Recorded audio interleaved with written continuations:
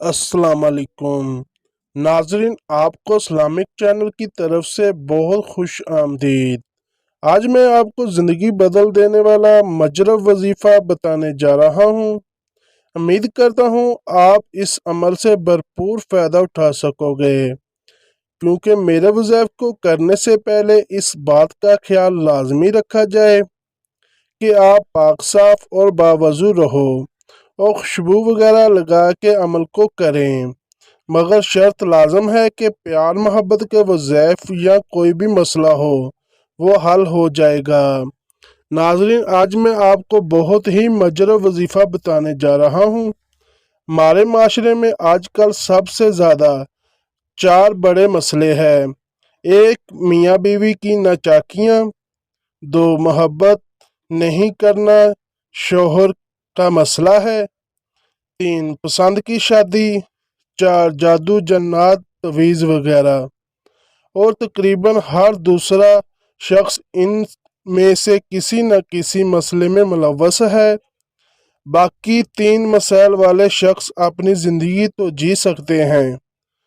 मसलन पसंद की शादी नहीं हुई तब भी इंसान नॉर्मल लाइफ गुजार लेता है। मोहब्बत में कामयाबी ना मिले तो एक ना एक दिन भूल ही जाता है। जादू जन्नत तोड़ भी निकल ही आता है।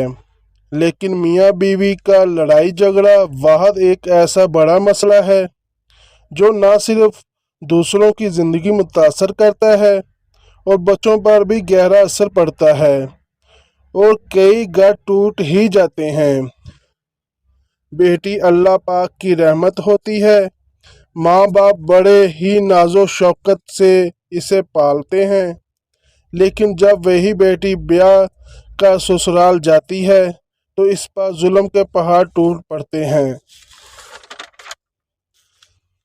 जिसको माँ बाप ने कभी एक आंसू बहाने नहीं दिया होता, वो ससुराल में अपनी तकदीर पर छुप छुप कर रो रही होती हैं। दुख सुनाए भी तो किसको? माँ बाप को बताएं तो वो जीते जी मर जाए। बेटी की परेशानी देखकर खुदा आबाद रखे इन बेटियों को। ये दुख तो वही लड़की समझ सकती है जिसकी माँ इस दुनिया से रुखसत हो गई है। वो ख़वातीन जिनके शोहर हर वक्त लड़ते रहते हों, इज़्ज़त ना करते हों, सबके सामने जलील करते हों और दूसरी लड़कियों के इश्क में मुब्तला होकर अपना घर खराब कर रहे हों, सीधे मुंह बात ना करते हों, बीवी को अहमियत ना देते हों, उन बहनों के लिए ये वजीफ़ा है।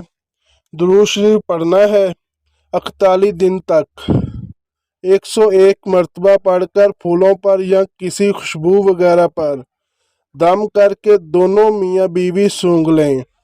इंशाल्लाह मेरा दावा है कभी ख़त्म ना होने वाली मोहब्बत पैदा हो जाएगी और शोहर पागलों की तरह बीवी के पीछे पीछे रहेगा।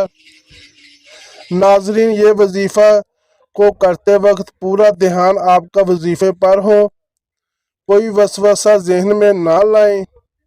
पूरे यकीन के साथ आप इस वजीफ़ा को करें। इंशाल्लाह इस वजीफ़े को करने के बाद आपकी अल्लाह से मांगी गई हर दुआ कबूल होगी। इंशाल्लाह इस वजीफ़े को करने से पहले 10 रुपये हदिया ज़रूर कर दें।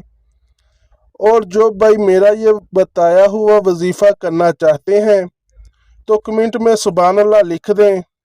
दोस्तों, अगर आपको मेरी ये वीडियो अच्छी लगी है तो मेरे चैनल को सब्सक्राइब लाजमी कर दें और वीडियो को लाइक कर दें और अपने दोस्तों में शेयर लाजमी कर दें। शुक्रिया।